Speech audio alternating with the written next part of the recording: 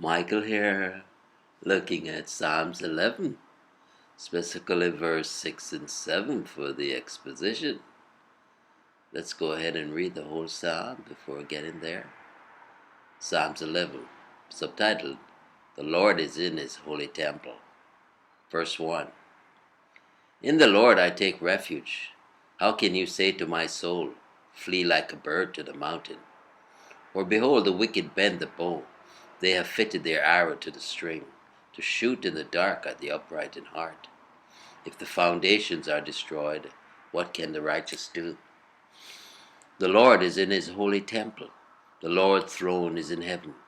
His eyes sees, His eyelids test the children of man. The Lord tests the righteous, but His soul hates the wicked and the one who loves violence. Verse 6.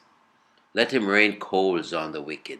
Fire and sulfur and a scorching wind shall be the portion of their cup. Verse 7. For the Lord is righteous. He loves righteous deeds. The upright shall behold His face. So let's look at the Treasure of David for the exposition. It's penned by Charles Spurgeon. Verse 6. But the wicked and him that loveth violence, his soul hateth. Why then shall I flee from these wicked men?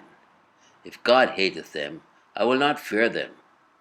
Haman was very, very great in the palace until he lost favor.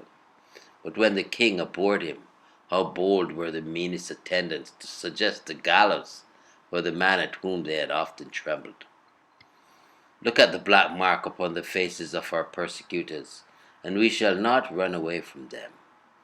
If God is in the quarrel as well as ourselves, it would be foolish to question the result or avoid the conflict.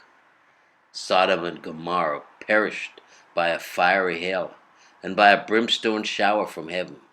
So shall all the ungodly. They may gather together like Gog and Magog to battle, but the Lord will rain upon them an overflowing rain and great hailstones, fire and brimstone. Ezekiel 38:22. Some expositors think that in the term horrible tempest there is in the Hebrew an allusion to that burning, suffocating wind which blows across the Arabian desert and is known by the name of Simoon, a burning storm. Loth calls it, while another great commentator reads it, wrathwind. In either version, the language is full of terrors. What a tempest will that be which shall overwhelm the despisers of God? Oh, what a shower will that be which shall pour out itself forever upon the defenseless heads of impenitent sinners in hell. Repent, ye rebels, or this fiery deluge shall soon surround you. Hell's horrors shall be your inheritance, your entailed estate, the portion of your cup. The dregs of that cup you shall wring out and drink forever. A drop of hell is terrible, but what must a full cup of torment be? Think of it, a cup of misery, but not a drop of mercy. O people of God, how foolish it is to fear the faces of men who shall soon be faggots in the fire of hell. Think of their end, their fearful end, and all the fear of them must be changed into contempt of their threatenings and pity for their miserable estate. Verse 7. The delightful contrast of the last verse is well worthy of our observation, and it affords another overwhelming reason why we should be steadfast, unmovable, not carried away with fear or led to adopt carnal expedients in order to avoid trial. For the righteous Lord loveth righteousness. It is not only His office to defend, but His nature to love it. He would deny Himself He did not defend the just. It is essential to the very being of God that He should be just. Fear not, then, the end of all your trials, but be just and fear not. God approves, and men oppose. What matters it?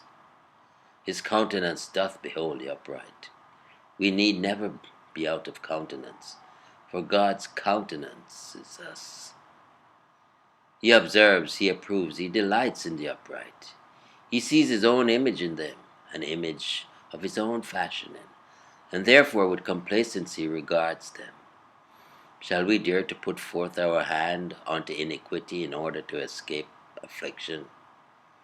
Let us have done with byways and short turnings, and let us keep to that faith path of right along which Jehovah's smile shall light us. Are we tempted to put our light under a bushel, to conceal our religion from our neighbors? Is it suggested to us that there are ways of avoiding the cross and shunning the reproach of Christ? Let us not hearken to the voice of the charmer, but seek an increase of faith, that we may wrestle with principalities and powers, and follow the Lord, fully going without the camp, bearing his reproach. Mammon, the flesh, the devil, will all whisper in our ear, "Flee as a bird to your mountain." But let us come forth and defy them all. Resist the devil, and he will flee from you. There is no room or reason for retreat. Advance! Let the vanguard push on. To the front, all ye powers and passions of our soul. On, in God's name, on, for the Lord of hosts is with us. The God of Jacob is our refuge. The Lord is in his temple, and he sees every minute detail, as if it's the only detail. God is God, all by himself.